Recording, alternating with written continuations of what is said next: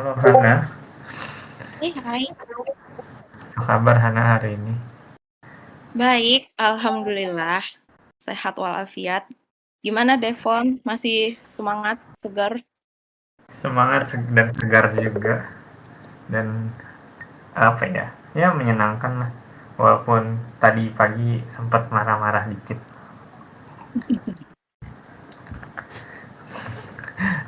Oke lah kalau gitu. Mungkin Hana udah bisa mulai atau mau gimana? Mungkin Hana bisa perkenalkan diri dulu kali ya Han, sebelum Ya. kita mulai. Oke. Nah, ini sebenarnya perkenalan dirinya aku udah masuk ke dalam slide nih. Jadi, Aduh, wah, wah langsung mulai aja kali ya. stage is yours. Oke. Thank you, Devon. Halo teman-teman semua. Perkenalkan nama gue Hana, gitu ya. Nama panjang gue Hana Maulida. Biasa dipanggilnya Hana. Gitu. Gue hari ini mau sharing tentang switching career versus expanding career. Ini bukan karena gue expert di karir, tapi lebih karena gue punya pengalaman di switching career ini. Gitu. Nah, kalau misalnya teman-teman lihat di sini, gue ada nulis nih, gue pernah jadi apa aja gitu, profesi yang pernah gue jalani.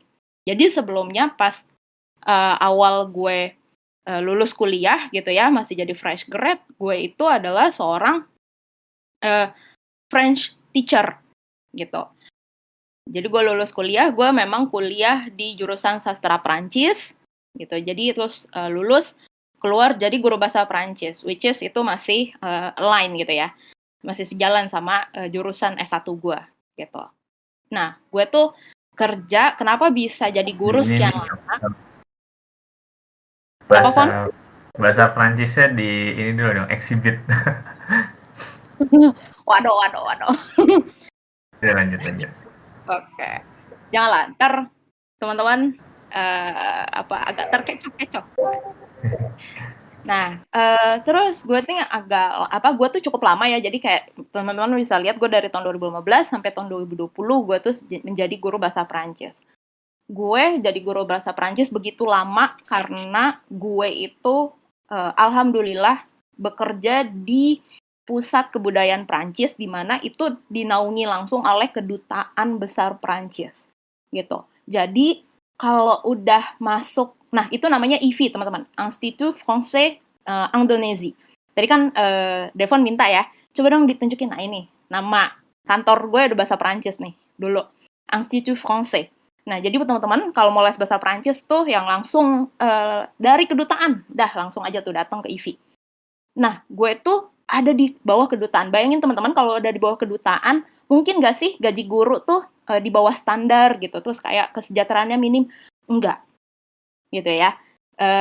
Gue tuh gajinya enak banget dan itu easy money lah buat gue, gitu. Kita dibayar per jam, jadi jatuhnya sebenarnya kayak freelancer, tapi per jamnya kami itu dibayarnya itu besar, gede teman-teman. Jadi ibarat kata mungkin teman-teman kerja 40 jam seminggu, kami guru-guru nggak akan ada yang sanggup kerja 40 jam seminggu, gitu. Kami paling sanggup kerjanya 30-an jam, itu juga udah lelah, gitu. Biasanya kami less than 30 hours per week, gitu ya, kurang dari 30 jam, gitu. Tapi kalau dibandingin gajinya udah 2 digit tuh. Gitu bayangin, jadi fresh grad masuk dapat gaji 2 digit. Gitu. Walaupun per bulannya beda-beda gajinya tiap hari, tiap bulan nominal yang didapat. Nah, itulah gitu kan karena gila nih gue kerja di suatu lembaga yang bisa menaungi gue dengan baik gitu ya. Terus tiap tahun gue dikasih pelatihan gue di training terus gitu. Jadi apa namanya?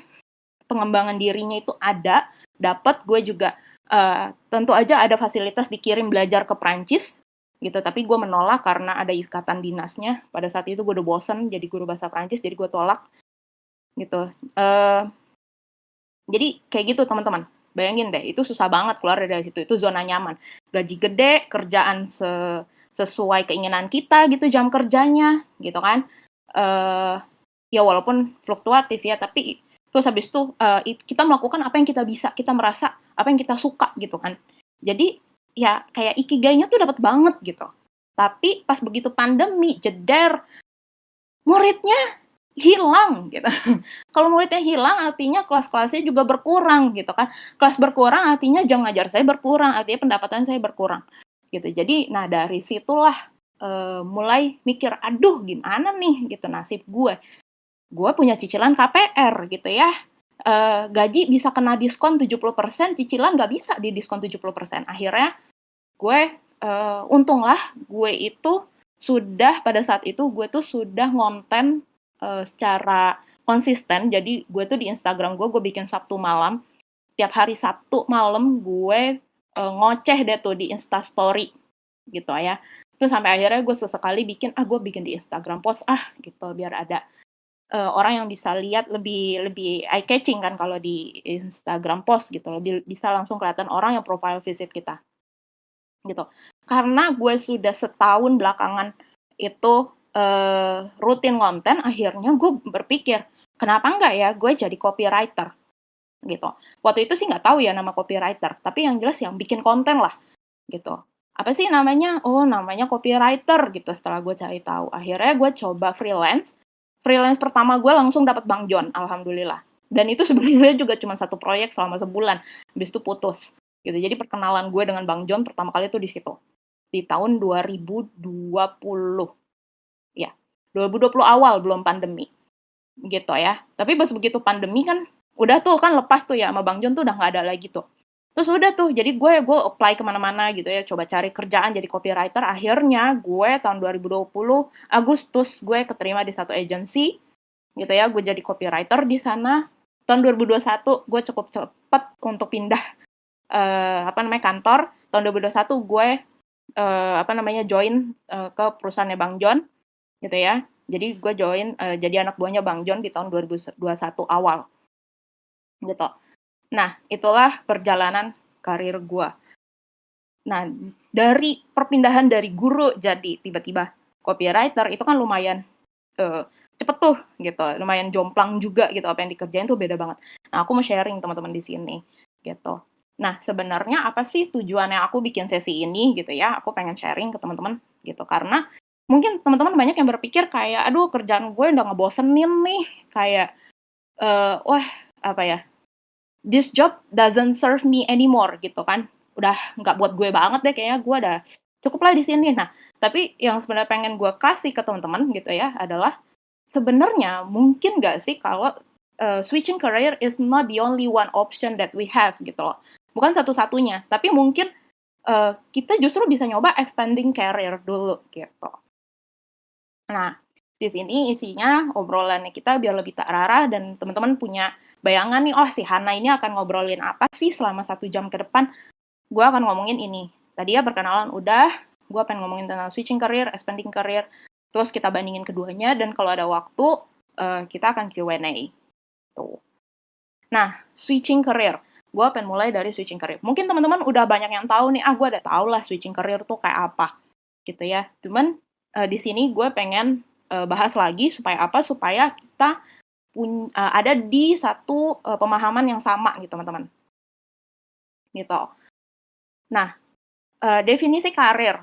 Gue pengen mulai dari definisi karir. Kenapa? Karena biasanya kita itu suka salah paham antara pekerjaan dan karir.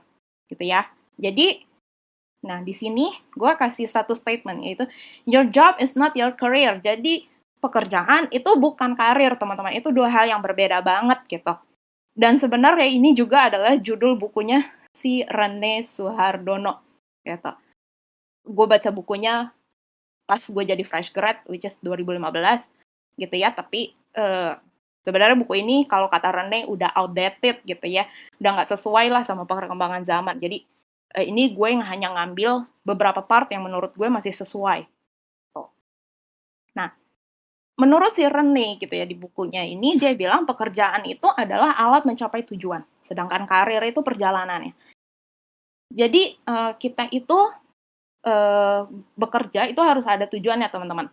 Tujuannya apa sih? Ya sesimpel sebenarnya tujuannya buat hidup lah ya, gitu kan. Gue butuh duit buat biar gue bisa hidup, biar gue bisa nafkahin keluarga gue, biar gue bisa ngasih ke orang tua gue gitu. Atau buat biar gue bisa mengaktualisasi diri gue merasa dengan gue bekerja, gue bisa menjadi versi terbaik dari diri gue. Nah, itu kan tujuan ya, teman-teman. Gitu. Nah, kalau kita udah tahu nih tujuannya kita kerja, apa sih yang mau kita capai gitu ya, dari pekerjaan kita. Nah, jadi pekerjaan itu adalah kendaraannya, gitu. Kendaraan untuk mencapai tujuan, gitu. Nah, si karir itu adalah perjalanannya. Jadi, kalau ibaratnya kita, misalkan nih, aku rumah di Depok, aku mau ke Sudirman gitu ya. Nah, aku kan banyak ya pilihannya ya. Aku bisa naik kereta gitu kan, aku bisa naik bus, aku bisa naik angkot, aku bisa naik go-car, go-ride ya, dan selain-lainnya. Nah, pekerjaan itu yang si alat transportasi tadi itu, teman-teman, gitu. Sedangkan karirnya adalah itu rute yang kita pilih gitu. Kalau naik kereta ya udah rutenya kan udah tahu ya. Oh ya, gue bakalan misalnya ke stasiun, terus dari stasiun nanti sampai, oh nggak ada nih yang Sudirman, oke deh gue, apakah gue ke Manggarai atau apakah gue transit di Manggarai terus ngambil kereta yang ke Sudirman, atau malah ya udah gue langsung aja ke Gondang Dia terus naik Gojek ke Sudirman, misalnya gitu. Nah, rute-rutenya ini itu karir kita, teman-teman. Gitu. Itu kita yang menentukan. Ini gue mau menempuh jalan yang mana ya, gitu. Nah, itu adalah karir. Nah, yang mau kita bahas di sini adalah karirnya. Jadi perjalanannya kita untuk mencapai si tujuannya kita tadi. Gitu. Nah, definisinya pindah karir atau switching karir ini sebenarnya adalah mengganti rute. Nah, itu tadi. Biasanya mungkin ada orang-orang yang kayak ya udah kayak gue naik kendaraan pribadi aja gitu. Jadi kan kendaraannya satu ya. Tapi gue nyampe ke tujuan gue kan bisa ya. Berarti pekerjaannya nggak pernah ganti, tapi tujuannya dapet. Itu kan nggak apa-apa banget gitu. Karena ya kenapa? Tujuan gue dapet kok gitu. Tapi buat kita-kita yang ngerasa kayak, aduh kok kayaknya gue nggak bisa ya pakai satu kendaraan terus gitu. Nggak bisa ya stay di pekerjaan ini terus. Kayak gue harus pindah deh. Nah itu yang akan kita obrolin nih.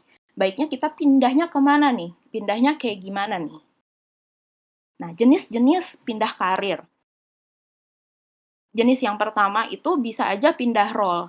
Jadi, kalau kita ngomongin peningkatan karir gitu ya. Peningkatan karir itu nggak selamanya sifatnya vertikal. Artinya, oh sekarang gue jadi staff, besok gue jadi supervisor, nanti 5 tahun lagi gue jadi manajer, 10 tahun lagi gue jadi senior manager. Nggak selalu seperti itu, teman-teman. Jadi role ini bisa juga kita peningkatan karir itu horizontal. Jadi dari yang tadinya misalnya sekarang aku di copywriting nih, aku pengen pindah deh kayaknya. Secara jabatan masih sama, tapi role-nya beda gitu. Misalnya aku kayak pengen cobain ke ini dong, ke sales misalnya, gitu, ke account eksekutif gitu. Misalnya seperti itu ya. Nah, itu juga sebenarnya itu peningkatan karir dan bisa dikategorikan sebagai itu berpindah karir juga, teman-teman. Nah, ini aku kasih contoh di sini adalah dari copywriter jadi social media specialist gitu. Mungkin secara jabatan itu sama, tapi secara role-nya beda. Gitu ya, job description-nya beda. Terus adalah pindah industri. Bisa juga switching career ini itu pindah industri. Gitu ya. Misalnya nih, teman-teman marketing gitu ya, kerjanya di departemen marketing. Awalnya kerja di e-commerce gitu. Terus abis itu dari perusahaan e-commerce pindah ke telekomunikasi. Nah, itu kan juga ini nih bocor nih. Oke, nah sudah hilang. Nah, itu juga berubah gitu, teman-teman. Gitu. Itu namanya switching career juga tuh ketika teman-teman, oh saya marketing di industri e-commerce tadinya, terus habis itu pindah ke marketing di industri telekomunikasi. Itu switching career juga. Tapi mungkin kayak, oh tapi kan departemennya sama, iya, tapi itu masih dikategorikan switching career. Gitu, career switch. Kayak gitu. Pasti, setiap industri pasti punya tantangannya masing-masing, teman-teman. Kayak gitu. Nah, aku di sini kasih contoh logistik, misalnya tadinya kamu kerja di logistik gitu ya, terus habis itu pindah ke industri telekomunikasi. Pasti ada perbedaannya, pasti adaptasi lagi dan lain sebagainya macamnya. Nah, yang ketiga itu adalah pindah profesi. Jadi, di sini Kalau yang pindah profesi nih yang kayak aku nih, gitu ya. Tadi jadi guru, terus tiba-tiba jadi copywriter, langsung yang kayak wow, beda banget gitu. Dari misalnya HR pindah jadi programmer gitu kan. Nah, itu beda banget gitu. Nah, ini aku kasih contoh karyawan jadi entrepreneur gitu ya. Terus tadi marketing ke programmer. Jadi ini benar-benar ya jauh banget. Dokter ke marketing, nah itu kan jauh banget tuh. Kayak gitu. Jadi sebenarnya switching career itu ada switching career yang full semuanya berubah, ada yang sebenarnya setengah yang berubah atau malah sedikit yang berubah kayak gitu. Dan juga nggak harus pindah perusahaan gitu. Switching career kayak pindah role ini sangat mungkin dilakukan di kantor sendiri gitu, di di perusahaan teman-teman gitu. Kalau ada kemungkinan bisa ada peluang untuk pindah role gitu. Biasanya mungkin teman-teman bisa nyoba gitu. Kalau misalnya memang kepikiran, kayaknya aku mau pindah deh ke bagian ini gitu lah. Instead of misalnya teman-teman, oh ya udah deh aku apply aja di kantor lain gitu ya. Teman-teman bisa nyoba di kantor sendiri dulu gitu. Kalau ada peluang itu. Nah, ini nih. Apa sih yang biasanya bikin kita berpikir untuk ganti gitu ya atau pindah karir, switching karir. Pertama itu adalah bosen biasanya. Kayak aku gitu ya, aku tuh sebenarnya jenuh banget ngajar 5 tahun gitu, walaupun sebenarnya kalau dibilang kenapa jenuh gitu. Padahal kan kelasnya beda-beda, ketemu murid juga yang beda-beda karakternya gitu. Jadi sebenarnya setiap hari itu beda teman-teman, tapi nggak tahu kenapa itu jenuh gitu. Bosen, ngerasa nggak berkembang gitu kan. Karena nggak semua company mau investasi di diri kita. Artinya dia mau men-training kita gitu ya. Kalau aku tuh ngelihatnya kalau company mau training karyawannya itu bentuk investasi tuh gitu. Tapi kita ngerasanya nggak berkembang nih di sini. Kayak mentok aja gue gini-gini aja. Atau no demand alias aduh kayak pekerjaan gue nih bentar lagi bakalan dihapus nih gitu karena udah tergantikan sama robot. Nah, ini kan juga dampak ya teman-teman dari perkembangan teknologi. Sesimpel misalnya kalau orang bilang tuh accountant gitu ya. Kalau akuntan kerjanya pembukuan doang gitu ya, nggak punya skill-skill lain, sekarang udah ada teknologi yang bisa gantiin gitu ya. Pembukuan udah tinggal pakai aplikasi, website dan lain sebagainya macamnya gitu. Udah ada teknologi lah yang bantu. Jadi kalau akuntan tapi kerjaannya nulis-nulis doang gitu ya, aku kurang paham detailnya seperti apa, tapi yang jelas udah ada tuh teknologi yang bisa merekap itu semua gitu. Nah, bisa jadi pekerjaan teman-teman tuh termasuk yang waduh ini terancam punah gitu, terancam hilang pekerjaan saya gitu. Makanya butuh pindah gitu ya. Terus yang biasanya lagi adalah ngejar passion gitu. Kayak kita ngerasa kita udah kerja terus kayaknya aduh kok bukan passion gue ya, passion gue kayak bukan ini, gue mau cari deh coba yang lain gitu kan. Atau kayak sebenarnya teman-teman udah tahu nih, passion gue misalnya adalah bermusik dan gue pengen fokus jadi musisi gitu. Nah, di situ misalnya teman-teman ngerasa kayaknya apa gue switch career aja ya jadi musisi misalnya. Karena passionnya adalah di musik. Nah, yang berikutnya, kemungkinan berikutnya adalah perubahan dalam hidup yang bikin karir berubah. Misal, kalau perempuan-perempuan itu contohnya adalah ketika jadi ibu. Menikah, punya anak, gitu ya. Terus habis itu kondisi ekonomi tidak memungkinkan untuk bayar ART, gitu, atau babysitter. Akhirnya, aduh cari kerjaan yang kayaknya pekerjaannya nggak sepadat ini deh, gitu misalnya. Atau kayak cari pekerjaan yang bisa work from anywhere, gitu ya. Aku nggak mau kalau misalnya harus WFO gitu. Karena aku harus ngejaga anakku juga nih. Kalau juggling jaga anak sambil kerja mah nggak apa-apa gitu misalnya nih. Jadi teman-teman harus switch career gitu.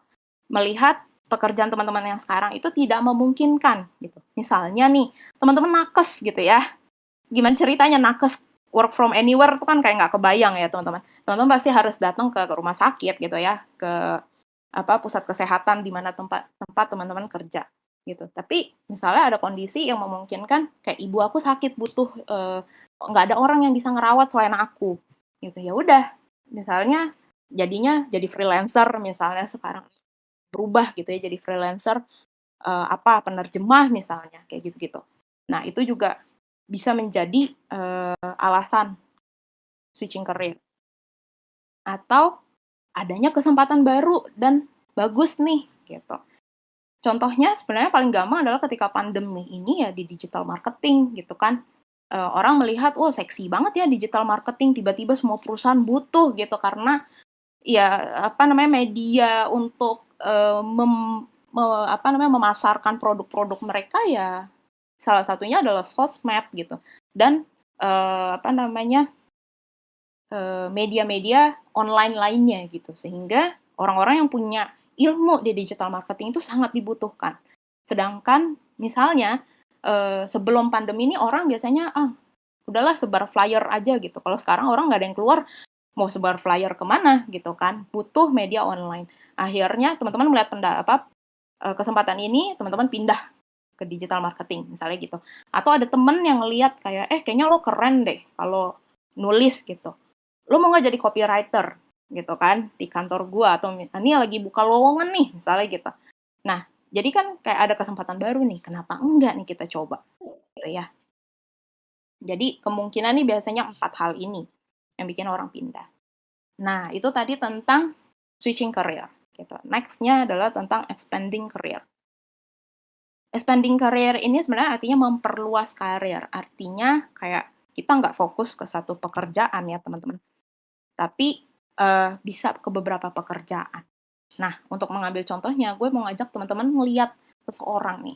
Ada yang tahu nggak nih siapa? Boleh langsung open mic aja ya, karena aku nggak bisa lihat chat.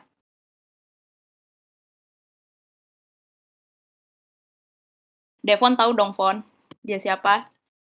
Raditya Dika.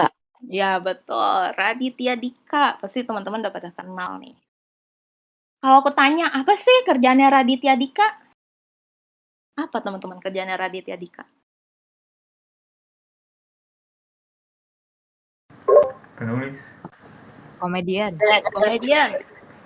Konten. Betul. YouTuber ya. Konten kreator. YouTuber. Ada lagi? Apa? Penulis. Ya, kok aku dengarnya pelukis. Penulis, betul.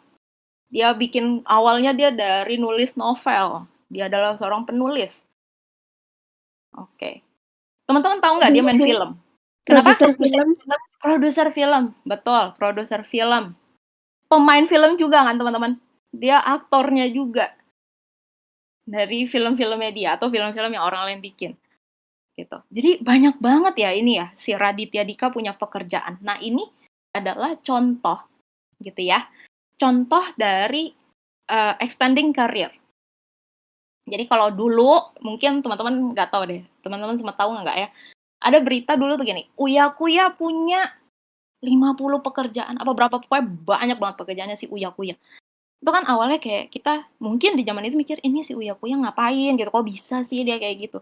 Tapi sebenarnya memang bisa gitu. Dan mungkin kita mikirnya, ya kan dia kan industrinya entertainment gitu ya. Ibarat kata nih artis kalau asal bisa nyanyi walaupun suaranya pas-pasan juga dia mau tuh jadi penyanyi gitu, kayak Aji Mumpung. Padahal sebenarnya apa yang dilakukan artis itu bisa juga teman-teman kita lakuin gitu, walaupun kita bukan di industri entertainment seperti Raditya Dika gitu ya. Nah, caranya gimana tuh? Caranya adalah kita dengan mengubah mindset kita nih. Sebenarnya bukan mengubah ya, lebih ke mungkin kita bisa mencoba mindset yang baru gitu. Yaitu namanya end mindset gitu.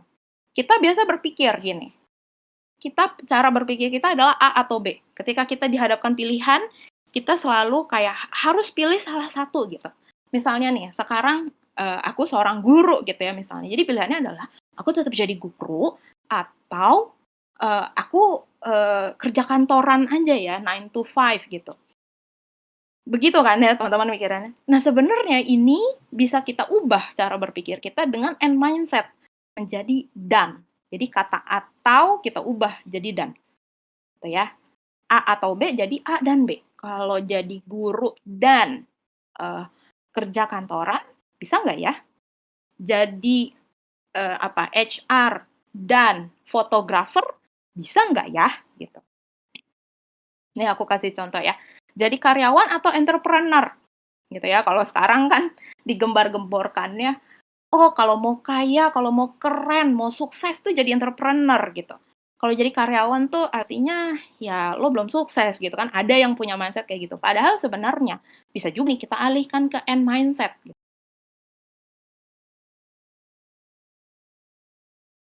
Jadi karyawan dan entrepreneur. Bisa nggak ya gue jadi karyawan dan jadi entrepreneur? Jadi akuntan atau penulis gitu ya. Padahal kita bisa aja, mungkin kita berpikir jadi akuntan dan penulis. Mungkin nggak ya? Kayak gitu. Jadi guru atau copywriter. Bisa kita ubah jadi guru dan copywriter. Nah kayak gitu teman-teman. Jadi begitu kata atau kita ubah dengan dan gitu ya, kita melihat kemungkinan lain gitu. Mungkin nggak ya kalau gue dapetin dua-duanya? Gitu. Nah, terus gimana? Kalau misalnya nih, pengen banget expanding career. Karena misalnya ada satu dan lain hal yang bikin teman-teman kayaknya aku pengen nyoba yang lain nih. Pengen nyoba pekerjaan lain. Tapi aku nggak tahu skill apa ya yang aku punya gitu. Sehingga aku bisa expanding career gitu. Nah, kalau yang aku lakukan itu aku bikin peta kayak gini, teman-teman. Jadi aku mapping gitu ya. Oh, ini skill yang aku punya. Jadi aku mapping dulu tuh. Skill aku apa aja sih? Oh iya, aku kan lulusan S1 sastra Perancis gitu ya. Pasti aku dan kebetulan bahasa Perancis aku bagus gitu. Nah, jadi dengan kemampuan bahasa Perancis aku yang bagus itu, aku bisa apa nih? Aku bisa jadi guru. Nah, ini kan profesi yang aku lakukan gitu ya. Pas aku jadi fresh grad. Nah, sebenarnya teman-teman ketika aku jadi guru gitu ya, aku tidak pernah menutup kemungkinan untuk menjadi ini semua. Gitu ya. Bisa juga nih dengan kemampuan bahasa Perancis, aku jadi penerjemah misalnya. Jadi kalau ada kesempatan untuk menerjemahkan dokumen gitu ya, pasti ikutan deh gitu. Kalau misalnya memang masih kepegang, masih ada waktunya. Terus habis itu conversation trainer gitu ya, biasanya guru conversation gitu ya. Atau karena aku bisa bahasa Prancis dan aku punya ilmu pedagogi gitu ya, jadi kenapa enggak nih aku jadi trainer buat guru-guru gitu. Jadi aku ngajarin guru gimana caranya ngajar bahasa yang baik gitu. Terus habis itu karena aku juga di kantor itu di training dan dapat akreditasi sebagai juri DELF. DELF itu semacam TOEFL atau IELTS gitu ya. Kalau di bahasa Inggris, di bahasa Prancis itu DELF gitu ya. Aku terakreditasi sebagai jurinya. Jadi aku bisa nih gitu. Karena aku bisa menilai anak yang pantas lulus dan tidak gitu ya di DELF. Jadi aku bisa buka kelas yang khusus persiapan DELF gitu. Terus atau ya balik lagi, kita ngonten gitu kan ya. Bikin konten kan sekarang gampang banget ya, udah ada Canva dan lain sebagainya macamnya gitu ya, terbantu banget. Bikin konten tentang bahasa Prancis gitu. Nah, dari sini kita bisa dapat nih profesi-profesinya. Terus misalnya tadi bahasa Prancis, terus apa lagi nih skill yang aku punya? Nulis marketing. Nah, dari nulis marketing aku bisa jadi apa ya? Gitu. Terus aku punya ilmu financial planning. Oh, oke, kalau aku mau dapat cuan gitu ya dari sini, aku mau dapat kerjaan dari ilmu financial planning yang aku punya, aku bisa ngapain? Aku bisa jadi ini content creator. Tapi kalau misalnya aku mau serius, aku harus dapat sertifikasi gitu karena memang di dunia financial planning itu nggak bisa sembarangan gitu ya. Kayak gitu. Jadi teman-teman bisa memetakan seperti ini.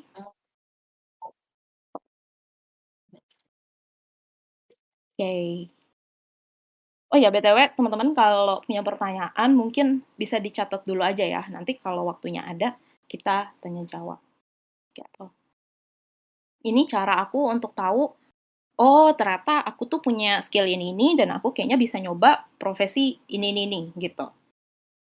Oke. Nah, kemudian, ini aku mau bahas ke switching career versus expanding career. Gitu ya. Ini kalau kita hadapin gitu ya secara head to head, bagusnya gue pilih yang mana nih ya, switching atau expanding gitu. Nah, aku di sini kasih kelebihan dan kekurangan switching dan expanding gitu ya. Aku mulai dari switching dulu. Kalau switching gitu, kita ada kemungkinan punya karir yang lebih baik. Karena biasanya gini ya teman-teman, kalau kita switching, pasti awalnya kita ngerasa kayak mentok gitu kan, atau kondisi-kondisi yang tidak ideal gitu. Begitu kita ganti, ada kemungkinan biasanya kita akan milih industri atau bisa industri, bisa pekerjaan yang mungkin kita ngerasa, kayaknya gue lebih suka di sana deh, gitu kan. Atau kayaknya itu bidang lagi dibutuhin banget tuh di dunia kerja yang sekarang gitu. Gue belajar itu, gitu kan. Jadi ada kemungkinan kita mendapatkan karir yang lebih bagus justru, gitu. Ini masih kemungkinan ya teman-teman, gitu, bukan kepastian. Jadi ini hanya kemungkinan. Terus yang berikutnya adalah nilai positifnya atau kelebihannya adalah mengikuti kebutuhan dunia kerja. Balik lagi, biasanya kita kalau switch career, pasti kita cari yang ibarat kata tuh, apa sih bahasa kerennya, red ocean gitu ya. Atau kalau bahasa gue sih, industri yang lagi becek gitu ya. Maksudnya lagi dibutuhkan banget gitu. Nah, kita tuh biasanya masuk ke situ. Terus positifnya lagi, kemungkinan mendapatkan pace kerja yang sesuai keinginan. Work-life balance. Tadi ya, ada kan yang mau switching karir karena ngerasa, waduh, kayaknya gue di sini, misalnya nih, teman-teman itu dokter, gitu ya. Terus kalau sebagai dokter, teman-teman kan kadang kerjanya itu 24/7 ya, walaupun udah ada shift-shiftnya gitu ya, udah ada jadwal kerjanya. Tapi biasanya kita tidak bisa menghindari yang namanya panggilan darurat harus ke rumah sakit nanganin pasien, gitu. Dan teman-teman ngerasa kalau, oh kayaknya dengan gue jadi dokter, waktu gue dengan keluarga berkurang gitu. Waktu gue dengan pasangan berkurang kayak gitu misalnya. Atau sesimpel gue jadinya tuh capek banget kayaknya gitu. Burn out gitu ya. Gue pengen ganti pekerjaan yang jangan kayak gini-gini amat lah ya kalau kerja gitu. Pengen kerja yang kantoran aja, kayaknya enak deh, masuk jam 9, pulang jam 6 gitu misalnya. Udah kerja tuh di situ aja, nggak ada weekend libur gitu ya. Kalau misalnya di luar jam kerja, minim lah telepon dari kantor gitu. Pun kalau harus ada telepon nggak harus langsung datang ke kantor gitu. Nggak harus kayak kita dokter harus datang langsung ke rumah sakit misalnya. Nah, itu kan bisa aja tuh teman-teman. Teman-teman punya concern itu. Nah, dengan kita pindah, kita bisa tuh ngedapetin kehidupan yang kita mau gitu. Jadi kayak ibaratnya work-life balance gitu. Jadi dapetin pekerjaan yang sesuai dengan pace kita.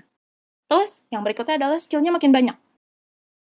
Nah ini yang menurut aku ada suka salah paham atau salah kaprah dan ini juga yang jadi ketakutan banyak orang ketika mau switching career. Kita kadang mikirnya, aduh kalau gue switching career, apalagi yang tadi ya, switching karirnya adalah pindah profesi. Aduh, gue pindah profesi. Apakah artinya gue mulai dari nol? Aku dulu jadi guru, sekarang jadi copywriter. Pindah profesi, pindah industri, pindah semuanya. Ganti semuanya. Apakah artinya aku mulai dari nol? Tidak juga. Gitu. Karena kita tetap ada transferable skills yang pasti kita punya. Gitu, teman-teman. Skill-skill kita yang udah kita asah dari pekerjaan sebelumnya, itu pasti kepake ya untuk kerjaan kita yang berikutnya. Mungkin bukan skill kayak hard skill yang misalnya nih kayak kalau udah jadi guru tuh misalnya tahu nih caranya ngajar tuh gimana gitu kan misalnya. Itu kan hard skill-nya guru ya, paham pedagogi gitu. Tapi kalau di copywriter kan nggak butuh tuh cara ngajar gitu ya. Tapi sebenarnya ada skill yang bisa kita pakai gitu. Skill apa? Skill berempati dengan murid. Dengan saya masuk marketing, saya jadi copywriter, itu kan juga harus ngeliat nih, oh ternyata audiens ini sukanya begini ya, audiens ini nggak suka nih kalau sama topik-topik yang kayak gini, oh mereka tuh biasanya kebiasaannya seperti ini nih, gitu misalnya. Nah itu kan empati, skill berempati itu bisa kita pakai teman-teman.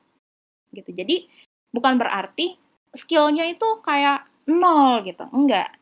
Gitu. Justru kita memperkaya skill kita, dan justru kita ada nilai tambah gitu. Kita beda ya teman-teman, jangan dianggap kayak fresh grad, kayak gue fresh grad lagi dong gitu masuk kantor, enggak gitu. Beda banget gitu. Fresh grad nggak ada pengalaman kerjanya mungkin. Kita sudah dengan pengalaman kerja, sudah kerja sekian tahun, kita punya skill-skill yang terlatih gitu tadi ya, soft skill gitu. Nah, itu dari kelebihannya switching career. Kekurangannya switching career adalah gaji downgrade. Gitu ya. Ini biasanya karena kita baru, jadi kita mulai lagi dari posisi bawah. Gitu. Tapi nggak semua switching career gajinya downgrade, teman-teman.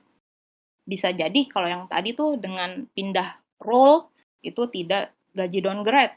Bisa jadi juga dengan pindah industri tidak downgrade. Justru pengalaman suamiku, dia itu orang supply chain gitu ya. Dia mau industri dimanapun, asalkan judulnya supply chain gitu ya, bisa aja justru malah gajinya naik gitu. Pindah ke kantor baru, gajinya bertambah. Gitu. Ya, tapi tetap dengan tantangan yang berbeda kayak gitu. Tapi ilmunya justru memang dibutuhkan gitu. Terus kemudian banyak belajar untuk mengejar gap. Nah, ini khususnya tadi buat yang pindah profesi ya, yang jomplang banget itu. Itu harus. Nah, aku juga termasuk seperti aku nih, teman-teman. Aku tuh, bayangin aja dari guru, terus tiba-tiba masuk marketing. Masuknya digital marketing lagi. Yang kayak orang marketing tuh biasanya suka, kalau bahasa aku tuh, mereka tuh suka, asik dengan bahasa mereka sendiri. Orang-orang marketing tuh punya bahasa sendiri. Kayak misalnya, TOEFL, MOFU, AIDA, terus apa lagi, conversion rate, terus apa lagi, bounce rate, sebutin deh itu. Jadi teman-teman tuh kayak belajar lagi dari awal. Ya udah, mau gimana? Itu yang harus kita hadapi. Itu tantangannya. Gimana caranya kita ngejar nih gap ilmu yang ada gitu. Terus habis itu tantangan beradaptasi. Karena biasanya beda industri, beda juga pace kerjanya. Gitu ya. Jadi harus beradaptasi lagi gitu, cara kerjanya beda dan lain sebagainya, kultur kerjanya beda, kayak gitu teman-teman. Nah, itu tadi tentang switching career. Sekarang aku mau ke expanding career. Pertama, sumber pemasukan lebih dari satu. Ini enaknya teman-teman, expanding career. Ini bisa jadi kita memperbanyak keran pemasukan kita. Gitu ya. Jadi secara financial itu lebih benefit gitu buat kita. Skill makin banyak. Gitu ya. Makin unik. Kenapa aku bilang makin unik? Karena dengan kita kerja di beberapa kerjaan, setiap kerjaan itu kan pasti punya tantangan yang beda-beda. Dan setiap kita nemu tantangan, itu sebenarnya skill kita lagi diasah tuh, teman-teman. Gitu. Kita juga lagi belajar. Nah, ketika kita mampu menghadapi masalah tersebut, ketika kita mampu menghadapi tantangan tersebut, kita jadi belajar nih, kayak gini ya. Skill kita tuh jadi lebih terasah, jadi lebih bagus. Gitu. Kalau skill kita jadi lebih terasah, lebih bagus, kita jadi punya added value yang lebih dari orang lain yang tidak melakukan hal yang sama dengan kita. Misal, teman-teman HR nih ya, tapi teman-teman punya side hustle sebagai videographer. Gitu. Nah, di HR biasanya teman-teman rekrutmen aja gitu kan. Misalnya nih, HR-nya bagian rekrutmen.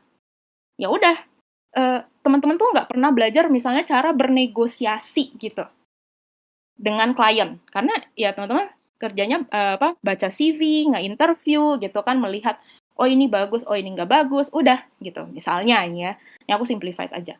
Terus tapi dengan teman-teman jadi videographer, teman-teman kerja buat klien gitu ya per project, ini teman-teman harus negosiasi gitu. Negosiasi dengan klien, budgetnya sekian, teknisnya gimana, apa segala macam gitu. Jadi teman-teman punya skill negosiasi yang dimana teman-teman itu dapat dari side hustle gitu. Nah, ini yang skill makin banyak, artinya teman-teman juga makin unik. Kenapa makin unik? Karena ada added value yang bisa teman-teman tawarkan yang beda dengan teman-teman HR yang lain, misalnya kayak gitu. Terus ada peluang pemasukan side hustle. Nah, ini juga side hustle mungkin kita mikir gini ya, pekerjaan sampingan itu biasanya kan gajinya lebih rendah ya daripada pekerjaan utama. Misalnya gaji kita sekarang 8 juta nih di kantor. Side hustle mungkin ya cuma 2 juta, paling gede 3 juta. Tapi kalau teman-teman terus side hustle-nya sudah dijalankan lama gitu ya, akan ada kemungkinan teman-teman bisa punya gaji dari side hustle justru yang lebih besar ketimbang dari pekerjaan utama. Bisa seperti itu. Gitu. Nah, kalau udah kesini kan kita bisa pikir nih, apa gue switching aja ya gitu kan. Nah, itu nanti pertimbangan nantinya. Nah, kemudian itu di negatifnya. Negatif side-nya apa sih dari expanding career? Yang pastinya lebih capek. Gitu ya, karena ada kemungkinan kita mengerjakan beberapa pekerjaan di waktu yang kurang lebih berbarengan gitu.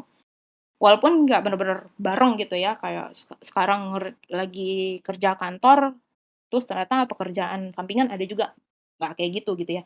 Tapi lebih kayak, oh sekarang nih jam 9 sampai jam 6 aku kerja kantor, nanti misalnya pulang kantor jam 7 aku mau nyicil side hustle, misalnya kayak gitu. Jam 7 sampai jam 9 aku kerja sampingan gitu. Atau di weekend aku pakai buat side hustle. Nah, itu kan sebenarnya lebih bikin capek. Nah, itu sih. Jadi trade off-nya di situ, teman-teman. Jadi waktu luangnya teman-teman itu lebih sedikit. Terus fokus terbelah. Nah, ini kadang juga kita nggak punya pilihan gitu. Kadang kan ada juga yang kayak walaupun kerjanya di jam 7-9 misalnya side hustle-nya gitu ya, di jam 9 sampai 6 kita kerja kantoran, tapi ternyata side hustle kita malah klien kita ngubungin gitu di jam kerja kita. Mau nggak mau kan fokus kita tuh terbelah gitu ya. Atau ternyata mau meeting gitu sama klien, tapi kliennya bisanya jam kerja. Mau nggak mau kan kita harus nyolong waktu nih gitu. Jadi fokusnya pecah. Itu sih. Nah, itu tadi kelebihan dan kekurangannya. Terus kalau aku nih gimana ya? Enaknya switching atau expanding? Nah, ini balik lagi, teman-teman.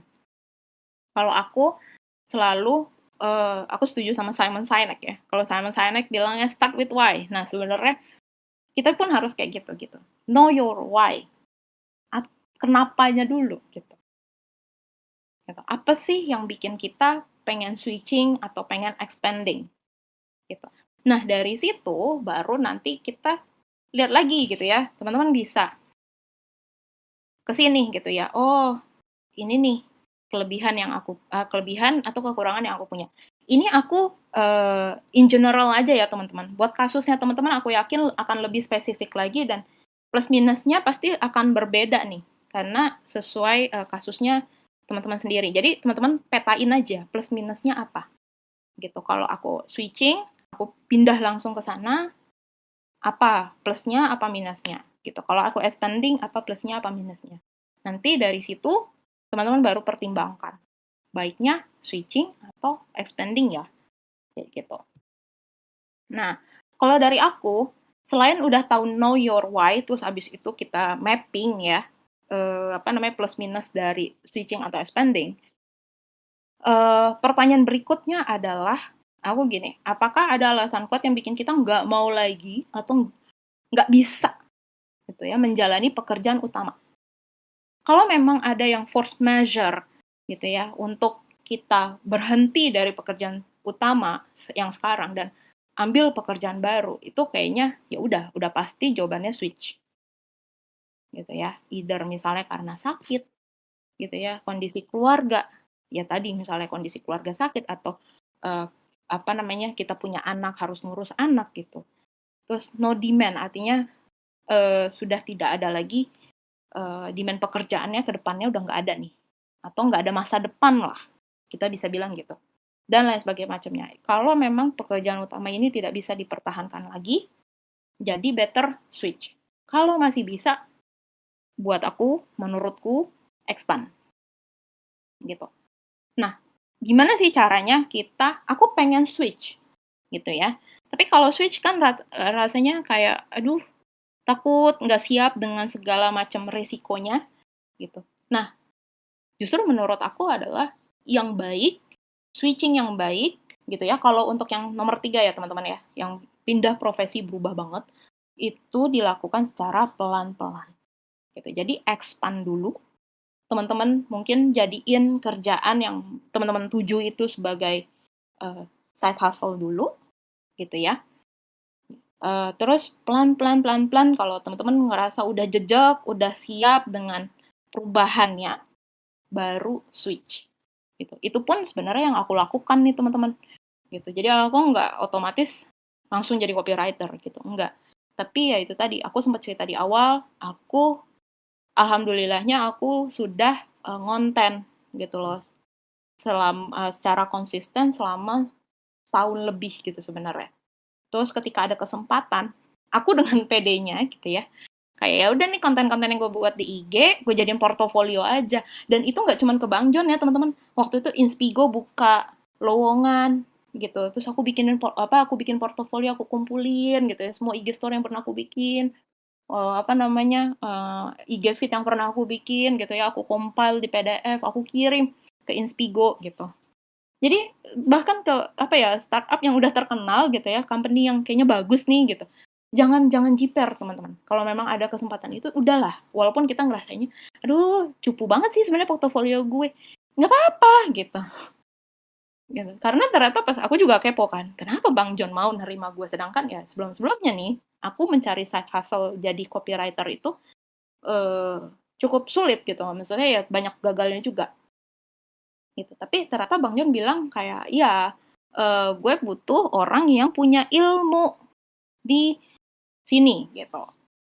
Jadi nggak cuma bisa nulis doang gitu. Ternyata ada skill lain yang dilihat. Nah kayak gitu teman-teman. Jadi jangan kita melihat dunia tuh sesempit pikiran kita sendiri, enggak. Bisa jadi orang lain melihat apa yang nggak kita lihat. Jadi kalau ada kesempatan, ada peluang, coba aja gitu. Sambil kita terus belajar untuk menuju ke karir atau bukan karir, ke pekerjaan yang kita mau. Gitu. Sehingga akhirnya kita bisa switch kerja. Gitu. Nah, oke. Sekian dari aku. Devon. Iya. Oke. Ternyata masih ada waktu, Fon. Boleh Nah, kita ngobrol-ngobrol. ternyata belum. Oh, ini di meja hijau rame sih ngobrol-ngobrol. Aku mau lihat-lihat open chat bisa tuh kan. Tapi belum ada yang nanya. Kalau ada yang mau nanya langsung aja open mic. Terus ada yang ngomong bahasa Prancis juga. Mana bacanya? Kalau sementara mungkin Hana mau minum-minum dulu. Ya, ini gue tadi unmute sambil gue minum. Karena gue tuh takut, gue kalau ngomong tuh panjang. Kayak gue takut tiba-tiba gue ngomong 2 jam gitu kan. Kayak, wah. Oke, gue cepet. Semoga tadi nggak kecepetan ya teman-teman. Kalau ada yang kecepetan atau sekiranya teman-teman mau nanya, silahkan. Tadi mungkin ada yang ini, ada yang mau nanya. Hasan mau nanya. Hasan open mic. Halo Titi. Oh, oke. Aku Fon. Silakan. Aku Fon. Oke, Kak Hana, aku mau tanya nih. Kita mau coba switching karir di bidang yang belum pernah kita coba, ya kan? Setelah kita switching karir, otomatis kan kita juga mencari titik kenyamanan di bidang tersebut. Nah, berapa lama ya Kak kita bisa memperkirakan kayak, oh oke, gue memang lebih lebih baik di sini atau oke, kayaknya gue nggak cocok di sini. Itu gimana tuh caranya biar kita kayak kan kita juga coba-coba sih Kak, kayak mencoba hal baru kan. Coba-coba. Nah, untuk biar memastikan kayak, oh ini memang yang terbaik nih, itu gimana? Karir ini tuh emang yang cocok buat gue gitu. Itu gimana Kak? Oke. Sebelumnya, aku mau kenalan dulu dong. Nama kamu siapa? Namanya siapa kah? Oke, kalau nama asliku Arianti, karena kalau aku kasih nama Arianti, Bang John nggak bisa bedain aku sama Anita, akhirnya pakai nama panggilanku aja Titi. Oke. Titi. Oke, di titik mana kita tahu, oh ini oke nih buat gue, atau oh oke ini enggak nih. Oke. Jadi sebenarnya itu balik lagi ke kitanya. Gitu. Tadi ya, yang kayak aku bilang, tujuannya. Gitu. Tujuannya apa? Gitu. Kalau tujuannya misalnya kita selama ini sih kerja, yang penting buat aku tuh adalah misalnya mengaktualisasikan diri. Misalnya gitu. Yang kedua baru gaji. Gitu ya, duit gitu. Nah, kalau memang tujuannya adalah aktualisasi diri, berarti kan kita melihat ya, sejauh mana nih gue bisa berkembang. Gitu. Nah, kalau misalnya di pekerjaan baru yang kita pilih ini, kita ngerasa, oh gue bisa berkembang sekian jauh ya, gitu misalnya ya. Berkembang bisa dalam artian skill kita bertambah, peluang kita naik pangkat, ya mau nggak mau ya kalau kerja, misalnya kita juga pengen dong ada peningkatan lah gitu misalnya. Gue pengen ada peningkatan jabatan nih. Aktualisasi diri artinya apa dulu nih buat kita? Apakah jabatan itu penting nggak gitu? Atau sekedar yang penting gue skillnya nambah terus gitu ya. Gue ngerasa skill gue nambah, cara gue bekerja itu jadi lebih bagus, buat kepribadian kita juga jadi lebih bagus gitu. Mungkin, nah itu bisa jadi parameter gitu buat kita gitu. Jadi selama pekerjaan itu bisa membantu kita mencapai tujuan tadi, begitu ya, misalnya aktualisasi diri, kita bisa stay di situ. Tapi kalau misalnya tadi pekerjaan itu kayaknya kok aku tujuannya aktualisasi diri ya, tapi misalnya peluang untuk ningkatin karirnya juga mandek gitu ya. Mandek bisa jadi di kantor mandek, tapi di kantor lain ada peluang. Nah, kalau di kantor lain ada peluang, kenapa nggak pindah kantor aja kan gitu? Kenapa nggak apply lagi ke kantor berbeda? Gitu. Nah, atau mandek ini lebih ke ya memang industrinya tuh kayak gini aja, misalnya kayak gitu. Kalau memang industrinya yang gitu-gitu aja, itu kan bisa juga kita baru melihat lagi nih ya, apa ya yang kira-kiranya industrinya beda, tapi sebenarnya skill setnya sama, karena kadang banyak teman-teman yang kayak gitu. Contoh, teman-teman yang kerja di lembaga non-profit, gitu ya. Kadang berpikirnya, oh ya udah, terus-terusan di non-profit. Padahal enggak loh. Kalau teman-teman bosen di lembaga non-profit gitu, terus teman-teman bisa pindah ke mana? Di perusahaan-perusahaan besar itu ada CSR, ya kan? Yang kurang lebihnya kan sama. Itu menginikan dana sifatnya sosial gitu kan. Gitu. Jadi perusahaan kan mendapatkan untung dan mereka wajib gitu kan memberikan impact sosialnya kepada masyarakat. Nah, teman-teman bisa tuh masuk di CSR. Beda kan namanya tapi kerjanya sama gitu. Jadi sebenarnya itu balik lagi satu, tujuannya kita apa? Kita mau dapetin apa dari pekerjaan? Aktualisasi kah? Gaji kah? Gitu. Nanti dari situ baru kita bisa memutuskan lagi nih. Oh, kata-kata kayak gini-gini. Atau ternyata misalnya tujuan teman-teman adalah mendapatkan apa? Yang penting work-life balance lah gitu misalnya. Kalau gue sih kerja gitu, yang penting happy gitu kan. Yang duitnya perlu, cuman yang penting yang jangan sampai burn out gitu. Nggak mau yang kerja terlalu ngoyo misalnya. Ya udah, gitu. Teman-teman, berarti fokusnya di situ. Ya kalau selama kerjaan itu nggak bikin teman-teman ngoyo kan ngapain pindah kan gitu. Gitu sih kalau dari aku titik. Ada ini lagi nggak Ti? Ada tanggapan nggak Ti? Atau udah cukup? Oke, thank you Kak buat jawabannya. Oke. Sama-sama. Ini Han di chat banyak yang bilang itu mapping skill tadi mau ditanya, mau diliatin lagi, boleh bisa nggak? Oh, oke. Mapping skill, aku share screen lagi ya.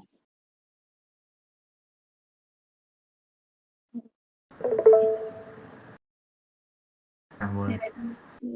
Mana mapping skill? Oh, ini dia teman-teman. Kalau aku kayak gini doang, jelas nggak sih kelihatannya? Nggak tahu ya, kurang, kalau di gue sih nggak. Nggak ya? Atau biar ini nih, orang mau screenshot kali ya, slideshow dulu kali ya. Gue screenshot lagi.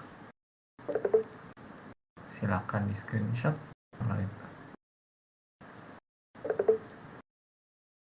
Ini mungkin ada yang mau nanya nggak seputar ini mapping skill ini nih, karena ini lumayan nih bisa bantu.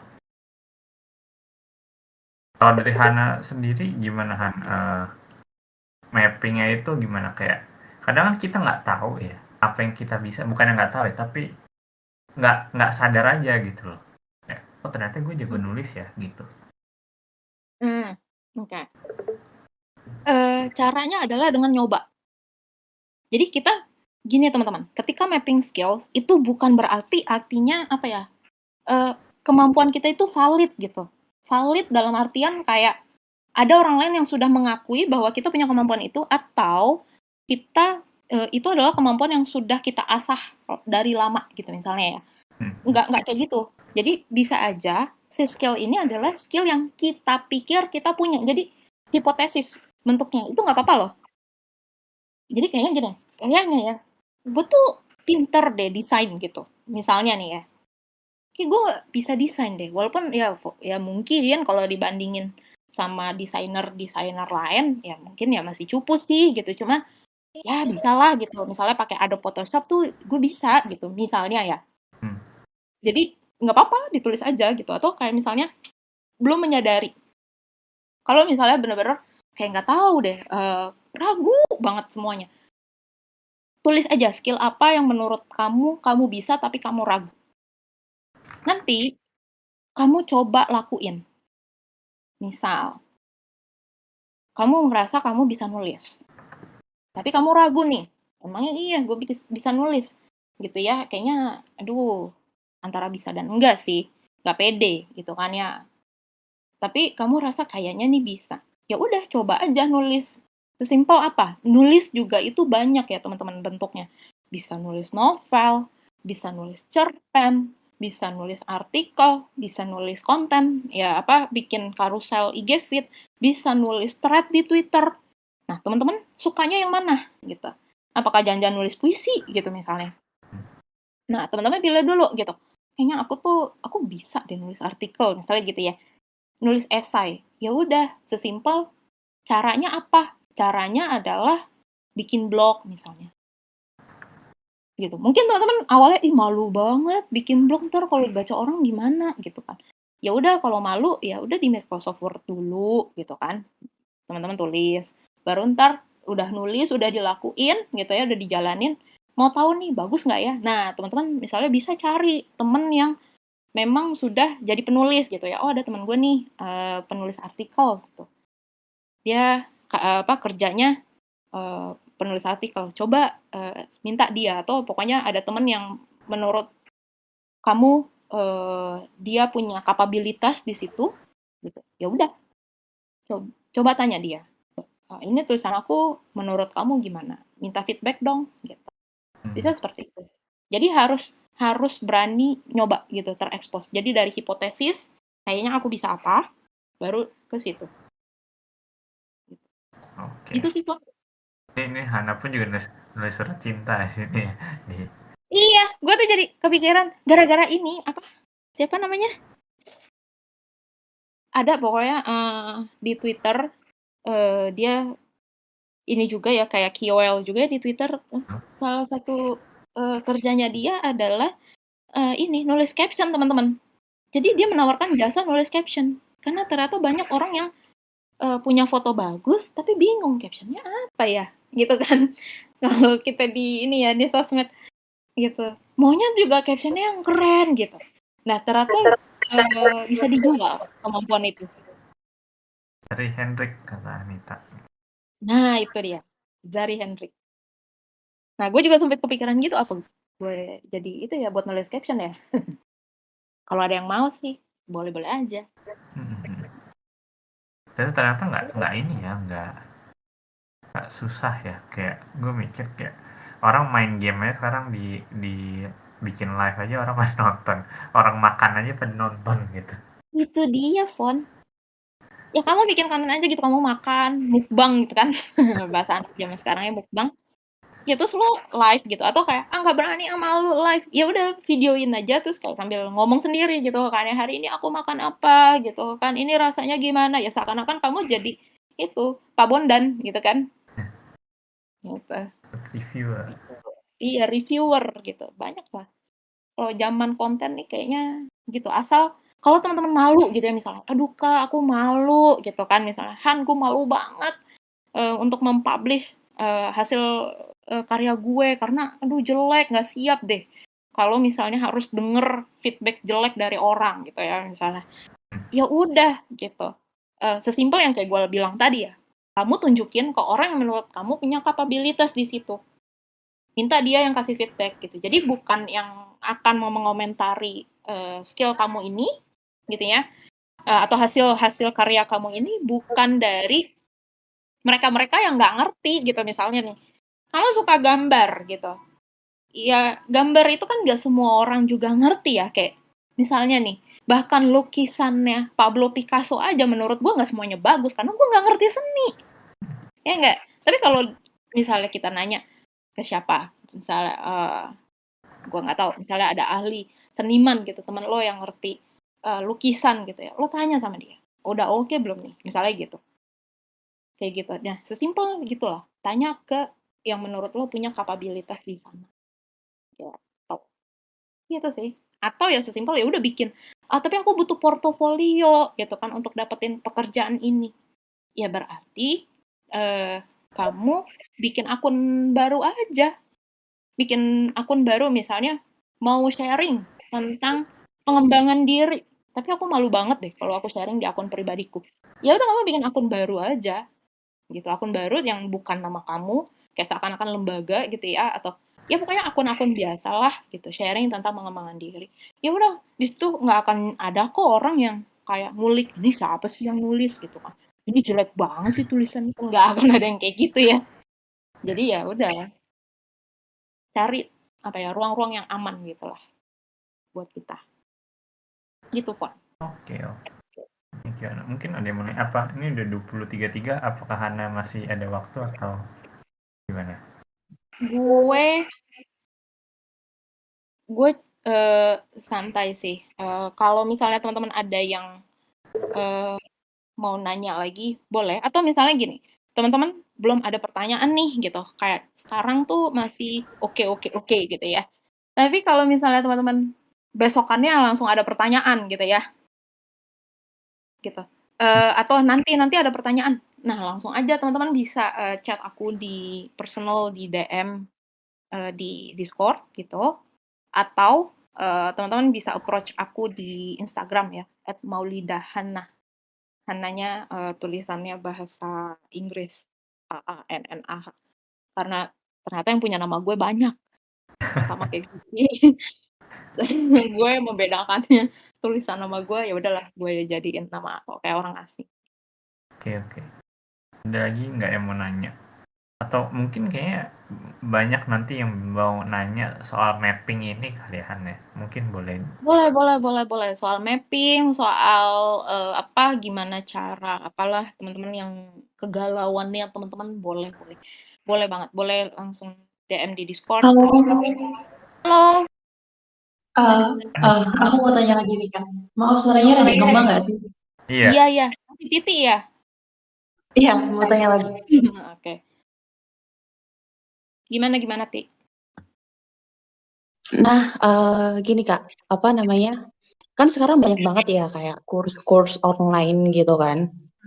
Ada yang berbayar, ada juga yang gratis sih. Betul. Terus problemnya sekarang itu kurs online itu kayaknya nggak begitu dilirik juga kalau kita mau apply kerja gitu kayak switch karir gitu kan. Karena kebanyakan perusahaan kan kalau aku lihat juga mereka ngelihat dari portofolio kita. Nah, bangun portofolio juga kan juga perlu waktu ya. Betul. Nah, itu problemnya sekarang sih. Oke. Jadi gini teman-teman. Nah itu tadi ya, switching itu juga nggak bisa kita lakukan dalam semalam. Jadi kayak misalnya, aku dapat inspirasi malam ini, berarti besok aku mau jadi ganti profesi misalnya. Hari ini aku jadi accountant, besok aku mau jadi HR, misalnya gitu. Nggak gitu teman-teman, harus dipersiapkan dulu gitu. Nah, di persiapannya ini kita juga jadinya tahu nih, oh berapa lama ya waktu yang aku butuhkan. Gitu. Mulai kan tadi kita bisa nih, kalau kita udah tahu nih, oh kayaknya aku pengen jadi, tadi ya aku ambil konteks tadi, dari HR mau jadi apa tadi aku bilang, ke aku lupa ngomong apa, marketing misalnya, kayak gitu ya. Berarti, oh marketing, kan marketing banyak nih, harus spesifik nih, marketingnya apa? Misalnya aku pengen jadi social media specialist gitu, karena kayaknya gue pemerhati sosmed nih, gue tahu tren-trennya nih, gue tahu cara ningkatin engagement-nya gimana, misalnya nih. Kita ngerasa kita punya ilmu. Berarti, tapi kan belum tentu nih ilmu yang kita punya benar gitu, karena itu berdasarkan pengamatan kita aja, misalnya gitu. Kita belum pernah nimba ilmu yang apa ya, yang dalam tanda kutip formal, dalam arti ikut kursus gitu, apa namanya social media specialist kayak gitu gitulah. Nah ya udah berarti PR-nya apa? Oh harus ikut kursus dulu gitu. apakah harus langsung yang berbayar? Kalau ada yang gratis, kenapa nggak coba dulu yang gratis? Gitu. Karena walaupun ilmunya gratisan, biasanya ilmunya lumayan tuh, gitu ya. Ikut yang gratisan. Kalau ternyata gratisan tidak merasa cukup gitu ya, ikut yang berbayar, gitu. Ikut yang berbayar. Terus budgetnya teman-teman jangan maksain, kayak, oh yang paling bagus nih ini, gitu ya, harus punya 4 juta buat ikut kursus ini, gitu. Sedangkan kita nggak punya duit, gitu. Ya ampun boro-boro gue 4 juta gitu kan, tabungan aja cuman gope 500.000 ya, maksudnya bukan 500 perak. Tabungan cuma 500.000 gitu kan. Terus ya udah ikutlah kursus yang sesuai budget aja gitu. Banyak kok Udemy misalnya. Tuh. Itu banyak kan yang di bawah 500.000 atau Skill Academy. Sekarang banyak teman-teman kayak aplikasi-aplikasi ya modelan Skill Academy, Udemy gitu ya. Mau belajar apa dan lain sebagainya macamnya. Kita ikut aja. Kelas-kelas di situ mereka juga kayaknya banyak yang 100 ribuan gitu kan, 200.000. Ikut kelas di situ. Nah, nanti kita udah ilmu. Oh, aku kayak gitu caranya teman-teman. Jadi aku belajar, terus mungkin teman-teman ngerasa kayak ya Allah cuman kelasan Udemy doang. Tapi teman-teman karena aku switching career, aku masukin ke CV. Buat apa? Mungkin HR ngeliatnya, ih apaan nih anak masukin belajar di Udemy aja segala dimasukin di CV gitu ya. Tapi buat aku mau nunjukin apa? Aku mau berbicara apa ke HR? Sampai aku masukin, oh aku pernah ikut kursus di Udemy misalnya gitu ya. Aku pengen bilang bahwa aku tuh learner. Aku tuh orang yang mau belajar loh. Aku tuh switching career ini bukan anak nekat yang kayak nggak ngerti apa-apa, terus tiba-tiba gue nggak punya value yang bisa gue tawarkan ke perusahaan lo. Enggak. Gue punya ilmunya, walaupun sekarang ini gue sedang menjalani profesi yang berbeda dengan yang gue apply nih di kantor lo. Ibaratnya itu yang mau aku ngomong sebenarnya ke HR melalui CV aku. Gitu. Jadi aku pengen ngasih tahu ke HR, walaupun kerjaan gue misalnya sekarang adalah guru, tapi gue ngelamar di kantor lo sebagai copywriter, bukan berarti ilmu gue nol lah tentang copywriting. Sebenarnya aku pengen ngomong itu. Gitu. Jadi makanya aku masukin gitu. Aku belajar copywriting di Digital Marketing School. Bener gak ya? Ya, pokoknya itu. Aku ngambil kelas copywriting waktu itu di School of Digital Marketing gitu lah. Nah, jadi tuh aku tulis. Jadi teman-teman lucunya, aku kan gitu ya. Aku nggak nulis yang pertama, aku yang tulis. Tapi adalah kursus-kursus itu. Aku udah kursus apa? Gitu. Terus jangan cuma ditulis ya. Jangan cuma ditulis kayak kursus copywriting gitu kan. For marketing, creating content, engaging content for marketing, misalnya gitu, judul kelasnya misalnya. Aku nggak cuma nulis judul kelas, terus aku belajar di mana, terus berapa lama aku belajar, aku nggak cuma nulis itu, tapi aku ngejelasin, aku belajar apa aja, ilmu apa aja yang aku dapat, aku di situ bikin pointer. Aku belajar tentang basic dasar marketing. Aku belajar tentang bagaimana menciptakan kopi yang baik, yaitu ada strukturnya yang namanya ini. Itu aku sebut. Terus aku belajar apa lagi? Jadi si HR-nya ketika baca CV aku, dia tahu nih anak udah punya ilmu, gitu. Oh dia mau switching career, tapi dia udah ada ilmunya nih, gitu kan? Ilmunya ada. Nah sekarang kalau kamu mau jadi kayak aku ya copywriter, itu kan harus ada, kayak tadi Titi bilang, harus ada portofolionya gitu. Betul. Nah itu tadi. Nah teman-teman, sambil teman-teman belajar, bikin portofolio itu bisa disambit teman-teman. Gitu. Jadi sekalian juga aja, abis belajar, bikin, nulis gitu ya. Dan aku juga suka nih sama yang Devon lakukan. Sehari 1 konten. Teman-teman kalau follow Instagramnya Devon ya. Coba Devon Instagramnya @devonwiranata tuh. Sehari 1 konten. Konten tuh nggak usah yang berat-berat teman, kayak kayak misalnya nih konten tuh harus, oh berarti aku harus baca buku dulu gitu. Aku harus dengerin podcast dulu, aku harus nggak usah. Gitu. Insight apa yang kamu dapat hari ini bisa aja kamu bikinin konten. Gitu kan, sesimpel kayak misalnya, oh ternyata hari ini gue belajar bahwa ternyata untuk bahagia tuh sederhana banget ya, sesimpel gue menyadari, sesimpel gini, misalnya hari ini gue menyadari bahwa punya suami yang mau hands on ngurus anak itu ternyata suatu hal yang sangat membahagiakan. Mungkin itu suatu hal yang kayak kita mikir apaan sih gitu ya, orang mana ada sih yang mau baca kayak ginian, tapi enggak loh teman-teman. Gitu. Itu ya udah kita tulis aja misalnya dengan perspektif apa, angle-nya gimana gitu. Misalnya dengan angle bahagia itu sederhana.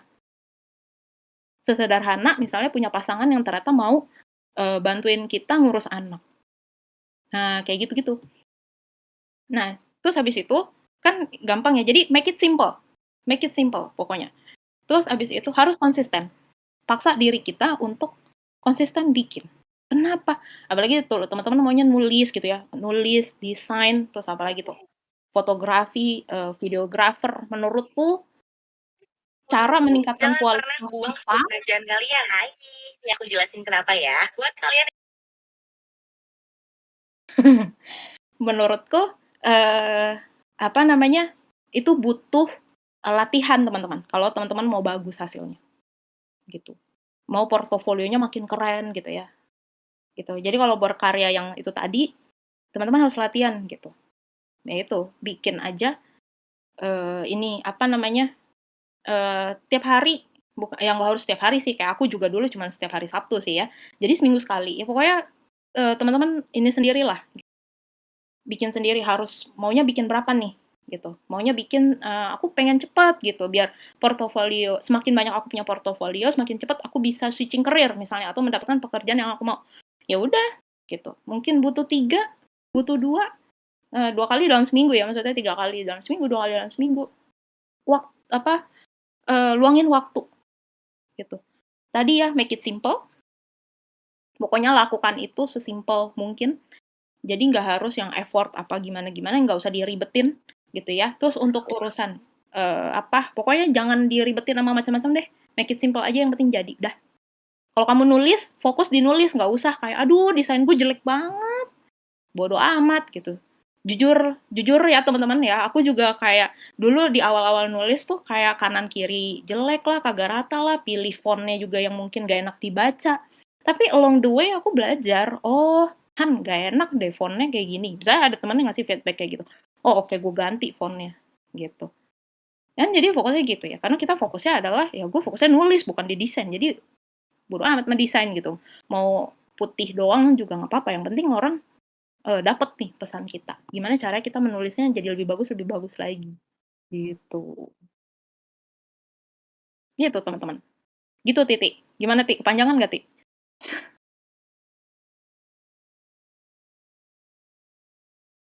Oke. Oke. Thank you, Hana. Ada lagi kah yang mau bertanya? Ini seru sih. Aku dong. Siapa ini? Iya. Siapa? Halo, siapa di Fristi. mana? Isti. Halo, Fristi di Jepang. Halo Fristi di Jepang. Halo Fristi. Kok jadi kayak halo jali-jali? Kirim-kirim salam ya enggak? Karena ini insightful banget hari ini topiknya. Jadi kayak yang aku tarik nih tentang expanding karir ya, itu yang bener-bener mind blowing sih. Kalau soal switching karir aku kayaknya udah istilahnya kayak dulu kan bener tadi konsepnya yang memilih itu kan A atau B gitu kan dan nggak kepikiran untuk A dan B. Kalau sekilas dulu aku tuh dari kerja di konstruksi karena aku teknik sipil dulu terus aku pindah jadi ke ke infrastruktur, terus aku aku jadi sales, terus sempat jadi guru bahasa Inggris juga di Jepang gitu, guru bahasa Jepang juga pernah. Terus aku pernah kerja di ekspor impor juga di sini. Jadi kayak bener-bener udah gado-gado gitu, pusing banget gitu kayak segala macam lah aku lakuin gitu ya sampai sekarang akhirnya aku di IT. Nah, jadi kayak kalau switching career tuh kayak udah kayak udah tahu gitu ya rasanya. Nah, yang aku menarik banget ini yang tentang expanding career. yang bagaimana kayak memiliki satu atau lebih gitu ya role dalam satu waktu gitu ya istilahnya. Kayak tadi misalkan sebagai guru tapi sebagai content creator juga gitu misalkan. Nah, yang aku ingin tanyakannya nih Kak Hana dari berdasarkan aku sempat juga kayak kayak double-double role gitu ya sebelumnya gitu aku kayak bahkan kayak pernah lebih dari 2 gitu kayak 3 pekerjaan sekaligus gitu aku jalanin tapi pada akhirnya tuh aku tuh kayak kayak burn out gitu kayak Hmm. apa ya terus kayak kehilangan jati diri juga sempat jadi maksudnya kayak aku tuh apa sih gitu sempat di fase itu juga Ah, iya, gitu iya, iya. karena saking terlalu banyak yang dikerjain gitu jadi kayak nggak fokus sementara aku tuh kadang kayak bener nggak sih jalan kayak gini gitu apakah aku harus ambil kayak satu spesialisasi di mana aku benar-benar fokus ke ilmuku gitu misalkan kalau kalau aku sekarang kan aku udah di IT apa aku fokus aja di software development terutama product management gitu Hmm. atau eh atau gimana gitu aku tuh kadang kayak tapi di sisi lain kayak pengen expanding juga. Nah, pertanyaanku Kak Hana gimana caranya supaya kita bisa mengatur waktu juggling between banyak hal Hmm. terus gimana juga caranya untuk mengatur energi supaya nggak burn out itu aja sih dari aku. Oke, Kasih. ya. Sama-sama. Fristi keren banget deh bisa punya banyak kerjaan. Aku tuh mau loh kayak gitu sebenarnya. Kenapa teman-teman? Karena ketika kalau kita tadi ya udah punya skill banyak dan kita tahu cara monetize gitu ya. Bagaimana cara menjadikan skill-skill kita itu jadi duit gitu ya. Itu kayak gini. Kalau misalnya satu keran pekerjaan kita tiba-tiba ketutup, kita nggak pusing. Bayangin teman-teman, pandemi kemarin, banyak yang kena PHK. Ya nggak sih? Kalau kita kena PHK, terus kita nggak pernah tahu skill kita tuh apa aja sih, gitu. Pusing nggak sih, gitu kan? Wah, gitu. Tapi kalau misalnya kita kayak Kak Fristi nih, tadi ya, bisa jadi guru bahasa Inggris, ngerti IT gitu kan, terus anak sipil juga gitu ya. Banyak lah tadi kan pekerjaannya Kak Fristi. Itu kan kalau misalnya nih, satu pekerjaan atau jelek-jeleknya adalah pekerjaan utama kita tuh hilang gitu ya. Kita di lay off dari kantor gitu. Kita udah tahu nih, oh aku kan bisa nih jadi guru bahasa Inggris, aku bisa jadi guru bahasa Jepang gitu ya. Kita bisa aja hubungin lagi orang-orang yang pernah belajar sama kita atau kita cari gitu misalnya tempat les atau di mana yang kira-kira siapa nih koneksi gue yang sekiranya bisa ngasih gue kerjaan gitu. Kan bisa kayak gitu ya. Atau ternyata karena lagi menjalankan 2-3 pekerjaan yang sama, itu kita masih bisa hidup lah gitu karena nggak langsung semuanya habis gitu keran kita. Nah, itu pentingnya punya kerjaan lebih dari satu. Tapi memang tadi ya kayak Kak Fristi bilang, kok jadinya kayak gue semuanya dikerjain gitu ya, kayak nggak ada tujuannya apa segala macam. Ya itu balik lagi gitu. Tadi kan tujuannya kita kerja itu tadi ya butuh duit, mengaktualisasi diri atau mau nyari work life balance atau mencari apa. Selama pekerjaan-pekerjaan itu serve us gitu ya. Membantu kita mendapatkan itu semua, why not sih dijalanin gitu. Masalah kamu jadi generalis atau spesialis udahlah nggak usah dipikirin kalau buat gue gitu. Selama ya kita kerja, kita bisa ini gitu ya. Lebih bagus lagi kalau kita memang punya spesialisasi, tapi kita juga punya ilmu-ilmu di bidang lain yang itu juga general aja. Gitu. Bagus kok kayak gitu. Gitu. Terus gimana caranya supaya kita ngatur biar nggak burn out? Pertama, kita harus tahu dulu teman-teman. Kapasitas diri kita tuh seberapa. Gitu ya. Aku tuh orangnya tuh tipe orang yang kayak gimana? Kuat nggak sama tekanan yang banyak? Gitu ya. Kalau teman-teman tipenya yang misalnya, aduh kayaknya ya kalau dengerin Kak Fristi aja kayaknya belum ngejalanin aja dengernya udah capek gitu kan ya. Ya jangan gitu. Jangan ngambil sampai 3 kerjaan gitu. Kalaupun mau ngambil sampai 3 kerjaan, pastikan waktunya beda-beda gitu. Dan teman-teman itu merasa masih sanggup melakukan itu gitu loh. Jadi ada orang yang bisa tuh kerja 7 hari dalam seminggu, nggak ada liburnya. Bisa. Ada yang begitu. Cuma, ya kita balik lagi ke diri kita. Orang lain bisa begitu.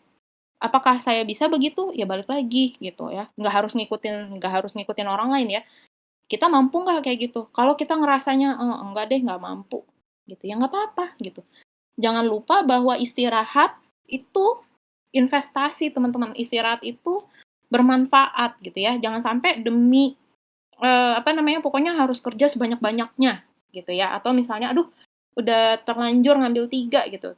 Terus burn out gitu ya.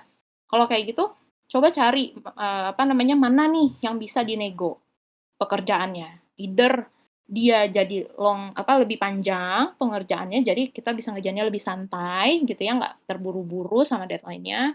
Atau aduh, apa di stop aja ya, ada satu project yang di stop misalnya, atau aku delegasikan aja deh, misalnya ada kelas bahasa Inggris atau kelas bahasa Jepang yang dimana kayaknya aku nggak sanggup deh kayaknya, misalnya gitu, dan aku bisa menyerahkan itu karena misalnya aku punya teman yang bisa gantiin.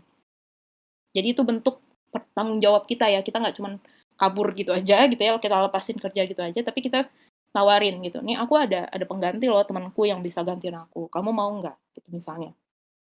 Bisa juga seperti itu. Jadi tahu kapasitas kita, terus jangan menganggap istirahat itu sebagai buang-buang waktu. Enggak, istirahat itu penting banget teman-teman gitu ya, karena tanpa istirahat nih otak nggak jalan juga gitu, badan juga nggak bisa berfungsi secara normal gitu. Jadi ya udah gitu, kalau ada teman yang bisa kerja 7 hari selama seminggu, kamu nggak bisa, ya udah nggak usah diikutin kan gitu. Gitu sih kalau dari aku, Kak Fristi. I see. Makasih banget ya, Kak Hana. Iya, Insightful sama-sama. banget. Semoga membantu. Oke. Thank you Fristi buat Oke, sharing. ya udah mau jam 9 nih. Ada satu lagi nih, Halo. jadi buku. Boleh. Penelpon terakhir. Siapa di Salam kenal semuanya. Terima kasih buat Kak Hana tadi presentasinya. Insightful banget. Sebelumnya kenalan dulu kali ya, soalnya aku juga baru gabung di Discord-nya. Di Discord suka maju ini apa ya? Namaku Miftah, Miftah Fajria ya kalau misalkan di Instagram gitu. Dan kebetulan memang aku belum kerja sih Kak. Lebih tepatnya aku baru lulus S2 dan posisi sekarang domisilinya di Taipei. Dan sebelum S2 tuh sempat kerja jadi kayak jurnalis gitu kan, jadi reporter seperti itu. Dan karena udah barusan lulus, terus ini kan lagi lagi merefleksikan lagi habis ini mau kemana, mapping juga kayak relate dengan topik yang Kak Hana presentasikan tadi, kayak aku habis ini mau kemana ya, kayak bingung apakah harus balik ke pekerjaan sebelumnya, ke media atau ke bidang lain yang mungkin aku lebih sukai, kayak misalkan karena aku suka fotografi ya, kayak dan suka dengan being content writer seperti itu aku suka gitu. Jadi kayak cari possibility-nya juga bingung, dan entah kenapa switching sama expanding karir ini tuh walaupun aku belum kerja ya hitungannya, tapi kayak ngerasa ke-trigger juga sih, kayak intriguing buat mempertanyakan lagi harus yang being specialist atau generalis tadi kan. Tapi memang sih kebetulan juga entah kenapa kemarin itu aku baru selesai baca buku Range-nya David Epstein. Mungkin teman-teman ada yang udah pernah baca, yang bahas tentang kita sekarang tuh hidup di mana dunia itu sangat kompleks, dan dari bukunya Range, kayak dari hipotesisnya si authornya Range ini kayak bilang orang yang generalis itu malah cenderung lebih survive karena ya kayak contohnya Raditya Dika itu, ibaratnya dia tuh bisa expanding ke beberapa sektor pekerjaan seperti itu, kayak tapi dengan satu catatan, pekerjaan itu ada irisannya seperti itu, kayak ibaratnya Raditya Dika kan banyak pekerjaan tapi irisannya ya dia storyteller gitu. Bisa dari penulis, bisa dari being produser film, bisa dari YouTuber. Jadi ada kayak garis kayak benang merahnya gitu loh. Dan aku berusaha mencari menemukan ini di diriku. Maksudnya kayak dari materi Kak Hana tadi juga bikin mind blowing-nya ke situ sih. Cuma pertanyaannya itu maaf ya panjang. Jadi mungkin ada nggak sih kayak tips dari Kak Hana gitu dalam arti bagi orang yang mungkin flashback ke Kak Hana yang memulai karir dalam arti apa yang harus aku lakuin gitu kan sebagai orang yang baru lulus mungkin dan mau memulai karir itu apalagi ini bisa dibilang mulai dari nol lagi gitu ya pekerjaannya. Kayak hal apa yang perlu di upgrade atau yang dipersiapkan. Dan soal CV tadi tuh juga lumayan ngebantu sih, maksudnya ikut-ikut kelas online dan menyantumkan pengalaman itu di CV itu juga saran yang bagus menurutku. Aku sempet tulis juga, aku catat. Mungkin ada saran lagi mungkin dari teman-teman juga barangkali bisa membantu aku kayak gitu. Terima kasih banyak. Oke. Terima kasih Miftah pertanyaannya. Kalau dari aku ya, melihat Miftah ini tadi Miftah sempat bilang 0. Aku start dari 0. Aku selalu melihatnya, Miftah nggak start dari 0. Kenapa? Karena tadi ya, Miftah sekarang sudah S2 gitu kan. Walaupun pengalaman kerjanya waktu itu ada loh, pengalaman kerja bukan nggak ada kan, tadi Miftah bilang tuh sebagai jurnalis. Terus Miftah suka dengan copywriting. Jurnalis, copywriting itu kan mirip gitu. Maksudnya sama-sama nulis, cuman dengan cara yang berbeda mungkin, dengan format yang berbeda. Gitu. Tapi pasti ada skill yang Miftah punya gitu ya. Itu sangat membantu di copywriting. Pasti ada. Gitu. Jadi kalau Miftah bilangnya, aku 0, aku mulai dari 0. Enggak sih, kamu punya banyak baggage loh, gitu. Kamu punya banyak value yang bisa kamu tawarin, gitu. Mulai dari studi S1 kamu, mulai dari pengalaman kerja kamu di jurnalis, gitu ya, sebagai jurnalis, terus studi S2 kamu, itu semua adalah value yang bisa kamu pakai, gitu ya, untuk mendapatkan pekerjaan gitu. Itu semua adalah baggage gitu kalau aku apa ya bahasa Indonesianya ya. Pokoknya itu inilah ya modal yang bisa kita pakai gitu. Jadi bilangnya jangan 0. Dan gimana caranya supaya Miftah tahu nih apa yang Miftah mau gitu ya.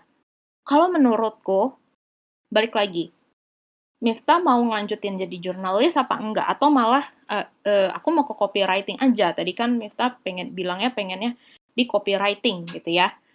Di menulis konten gitu-gitu.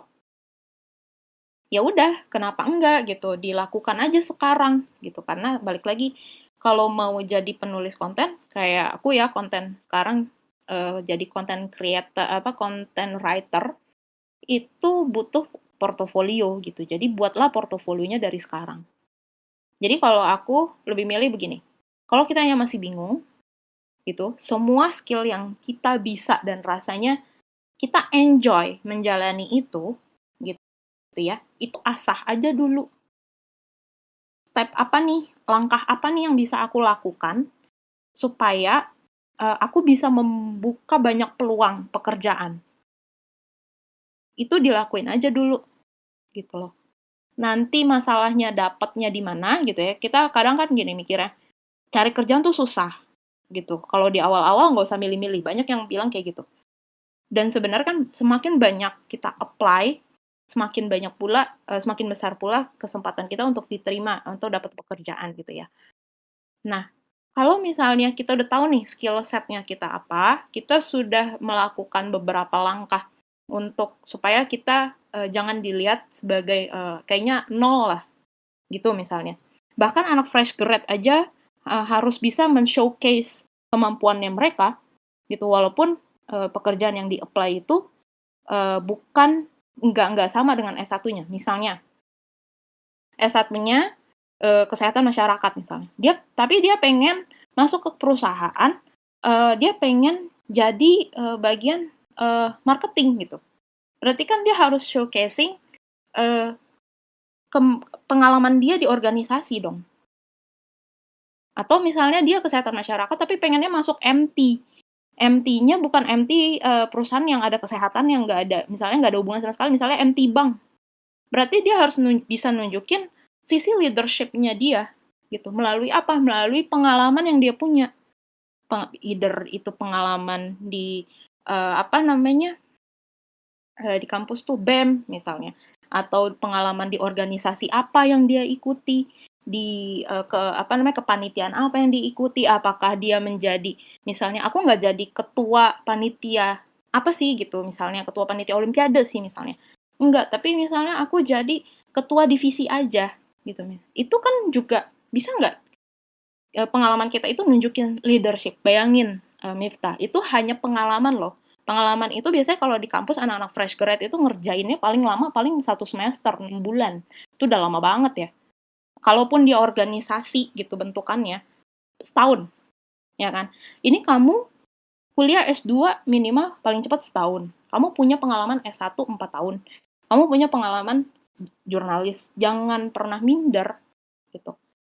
Kita tunjukin, gue tuh bisa sini loh, gitu. Gue bisa begini. Jadi kita fokus aja ke, apa yang sudah saya punya sekarang, dan apa yang saya harus punya nanti. Gitu. Nah, kita jalan deh tuh ke situ. Di CV kita harus bisa menunjukkan itu. CV kita harus bisa berbicara itu. Gitu. Supaya rekruter-rekruter ini punya pemahaman atau pemikiran yang sama dengan kita. Dalam artian gini, saya butuh orang yang mampu, misalnya kalau kamu mau jadi, ada ini nih, creative content writer nih, aku mau apply di sana gitu, aku suka nulis, misalnya gitu ya. Nah, si recruiter ngerasa butuh orang yang punya banyak ide, gitu misalnya ya, mau belajar, mampu bekerja di bawah tekanan, misalnya gitu. Terus mau belajar gitu ya. Nah, CV kamu bisa nggak berkata, saya adalah orang yang mau belajar, tanpa kamu bilang saya mau belajar. Ya, sesimpel itu tadi ya, saya udah pernah kok ikut kursus ini. Gitu.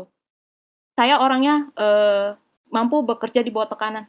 Kamu bisa kok bilang, misalnya, itu nggak bisa dikatakan di CV. Kamu bikin cover letter, kamu bilang bahwa misalnya, sambil S2, saya juga misalnya sesekali bekerja sampingan sebagai apa, gitu. Terkadang itu tantangan sendiri bagi saya, dapat pressure lebih, apa segala macam.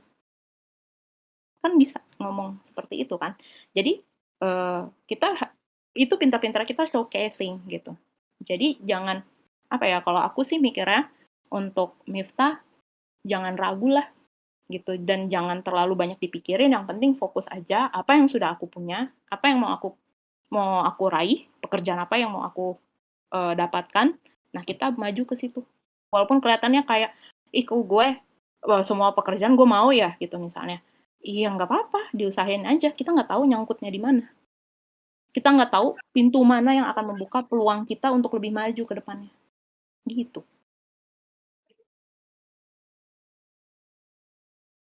Itu sih Nice. dari banget. Makasih banget Kak Hana untuk feedback-nya. sama-sama. Bakal aku renungin lagi nanti.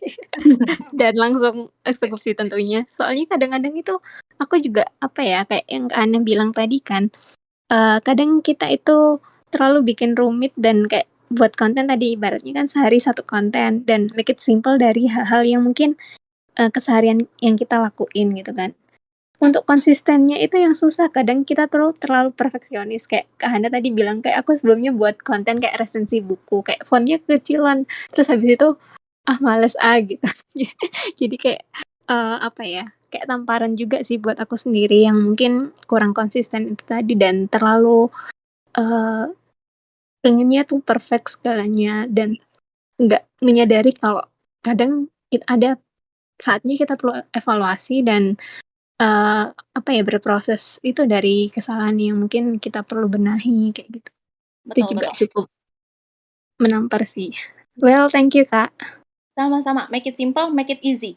Kalau aku kalau aku tadi kan bilangnya ya udah bikin satu konten 1 hari gitu ya. Mungkin kayak ya Allah, gue kerja aja udah jam 9 sampai jam 6, belum lagi pulang perginya, commutingnya misalnya itu melelahkan gitu.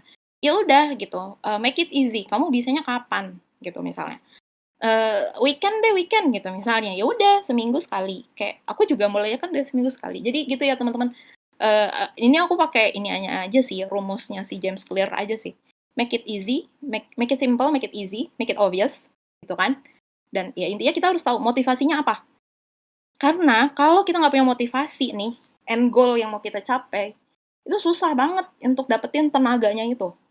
Kalau teman-teman memang kayak, gue pengen jadi copywriter, apa sih yang bikin lo pengen jadi copywriter? Misalnya karena apa? Misalnya, ya terserah, misalnya dengan, ternyata copywriter tuh bisa dapetin work-life balance. Ya udah, pikirin itunya tuh, gue mau dapet work-life balance, gue mau menempuh jalan ini gitu. Jadi itu yang biasanya bikin kita biar ada bahan bakarnya terus gitu loh. Itu. Terus tadi ya biar jadi itu make it easy. Gampang-gampang aja gitu. Ya udah, bisanya cuma seminggu sekali gitu. Tapi ya diusahakan terus-terusan gitu kan. Terus make it simple, nggak usah diribetin sama ya tadi, fokusnya kok kalau copywriter ya dinulis, nggak usah ribet sama desain, nggak usah ribet sama hal-hal yang lain gitu ya. Yang penting gimana caranya orang bisa baca tulisan kita. Dah, gitu aja. Jadi nggak usah terlalu overthinking sama antar orang bilang jelek apa segala macam. Takut orang bilang jelek, bikin akun baru. Takut lagi misalnya orang dimaki-maki juga sama orang. Keep for yourself, kasih ke orang yang memang kamu pikir punya kapabilitas untuk menilai karya kamu. Minta bantuan dia. Dah. Jadi nggak semua orang bisa judge kamu gitu ya kalau kamu takut dengan judgement orang. Hanya dia yang berhak menjudge aku gitu misalnya karena aku tahu dia punya kapabilitas. Jadi pasti masukan dari dia, feedback dari dia membangun buat aku. Ya udah. Gitu. Kita maunya denger dari dia doang, ya nggak apa-apa. Gitu. Jadi balik lagi pokoknya cari cara yang bikin kita enak lah. Gitu. Hilangkanlah itu perfeksionis. Yang penting itu mulai aja dulu gitu ya teman-teman. Gitu. Oke. Kayaknya aku nggak bisa berlama-lama lagi nih, Devon. Oke. Saya juga. Oke lah kalau gitu. Thank you Hana udah isi sesi hari ini. Kayaknya lihat dari sini insightful banget respon teman-teman. Gue pun juga merasa insightful banget. Mungkin next time kita sharing lagi ya Hana. Soal-soal yang lain. Oke lah. Siap. Boleh. Gue akhiri ya sesi ini. Thank you semuanya yang udah hadir di sini. Jadi goodbye and good night. Bye. Thank you juga sudah hadir. Bye. Kalau masih mau ngobrol silakan, tapi pamit. Saya izin pamit ya. Thank you.